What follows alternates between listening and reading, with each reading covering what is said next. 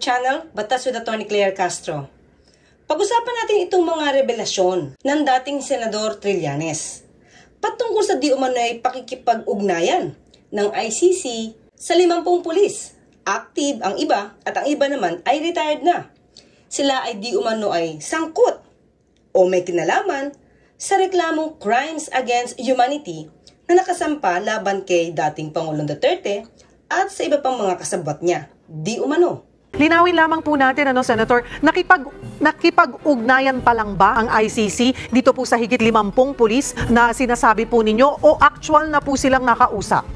Ang impormasyon po natin na nakuha ay nakipag-ugnayan na ang ICC dun sa mahigit 50 na mga active and retired police officers the past 2 weeks. No? Yun po ang nakuha natin impormasyon. The past 2 weeks po, meron na po ba kayong, kasi po halo po ito, active and retired officials. May mga nakausap po ba kayo or kilalang nakipag-ugnayan na po sa kanila dito po sa 50 ito?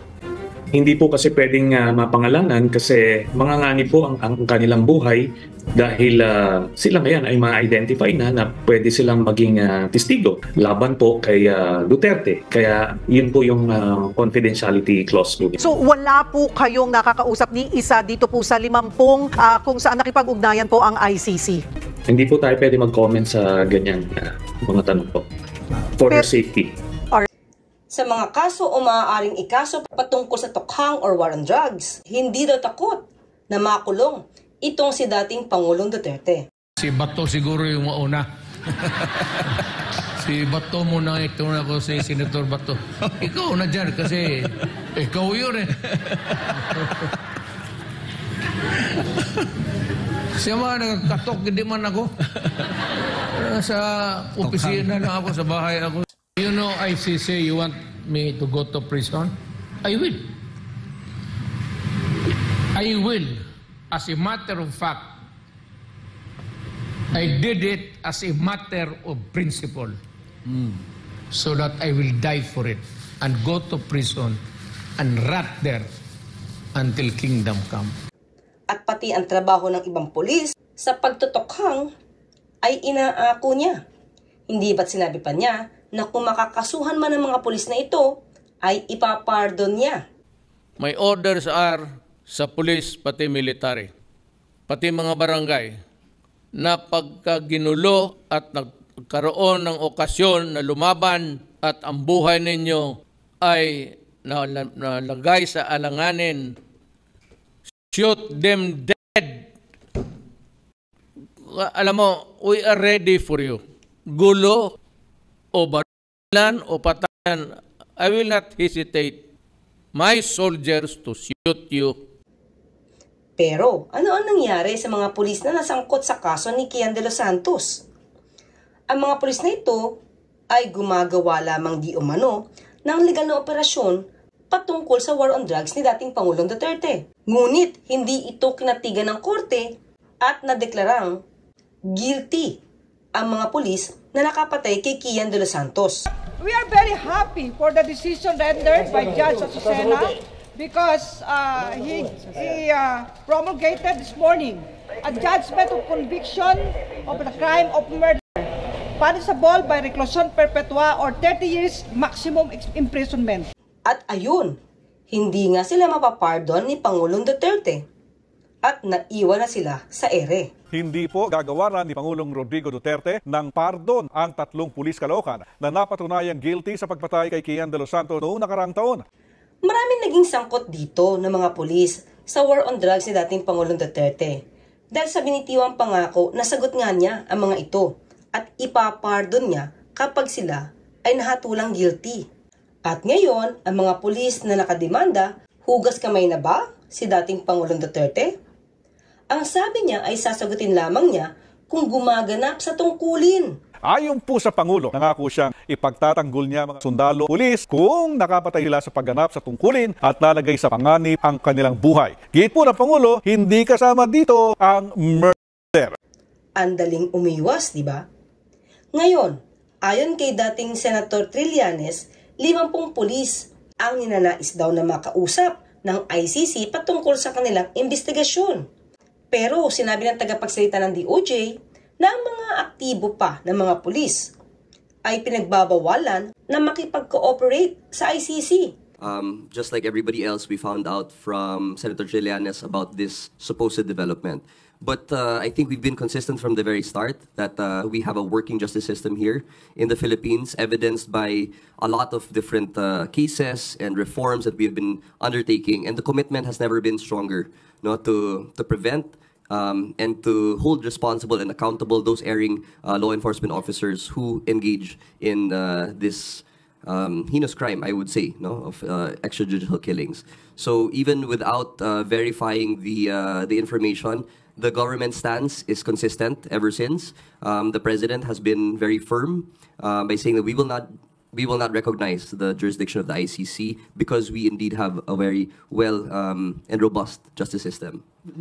This is a government policy.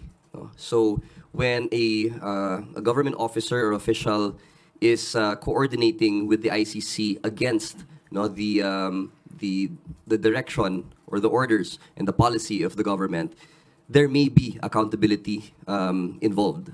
So it's, if there's any law enforcement or government official that goes against the policies and orders of the authorities in position, then obviously there will be some sort of conflict of interest. There will be accountabilities and definitely liabilities that go with it. There are certain provisions under Republic Act 6713, which is the conduct of public officers. So these are ethical guidelines followed by all public officials. And obviously, if you go against the policy, it will be found under those provisions, the liabilities.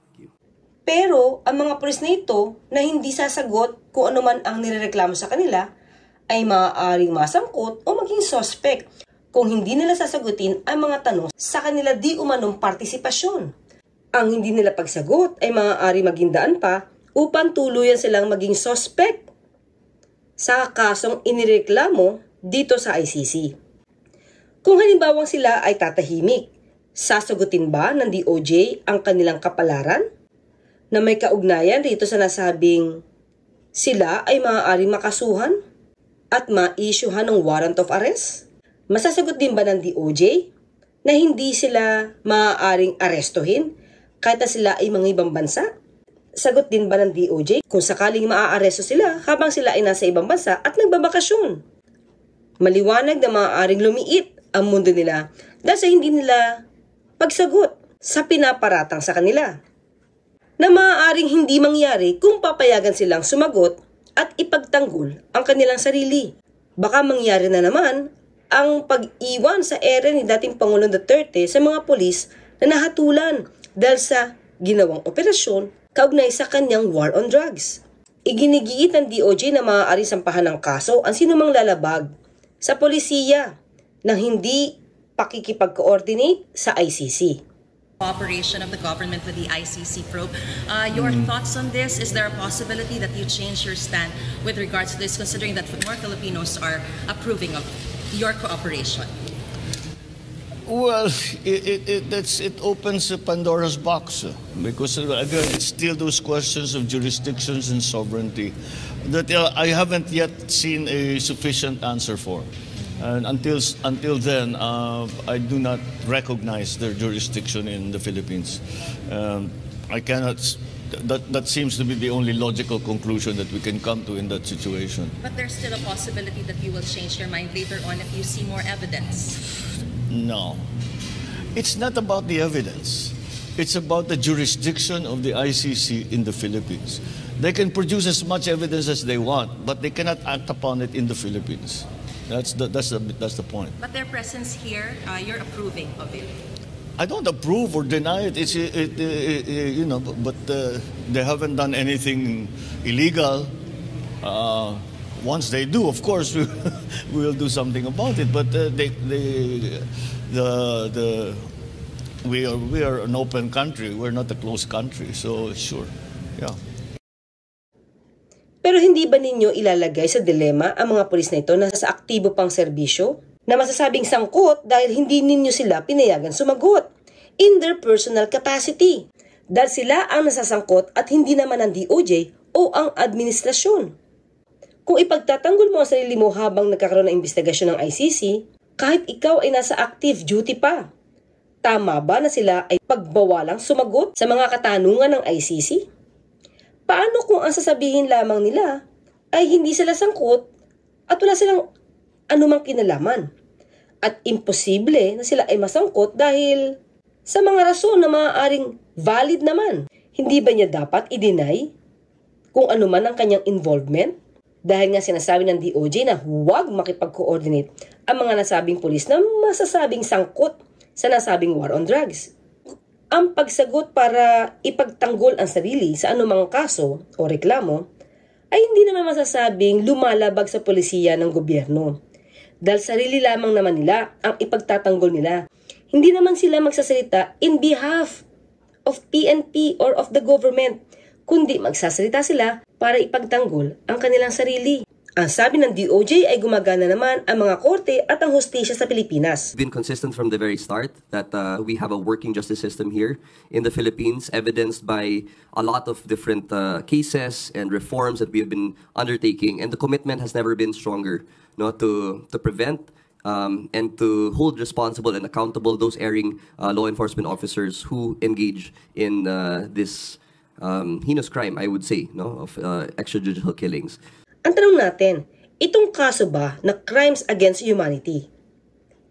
Nagsampa ba ang DOJ laban kay na dating Pangulong Duterte, VP Sara, Senator Bato de la Rosa, at Senator Bongo, at iba pang mga maaaring sangkot sa nasabing illegal na operasyon kaugnay sa war on drugs? Ang tagal nang naireklamo ito sa ICC at kaya nga sila dyan pumunta at dumulog ay dahil sa paniwalang walang mangyayari sa mga reklamong ito kung dito sa Pilipinas gagawin.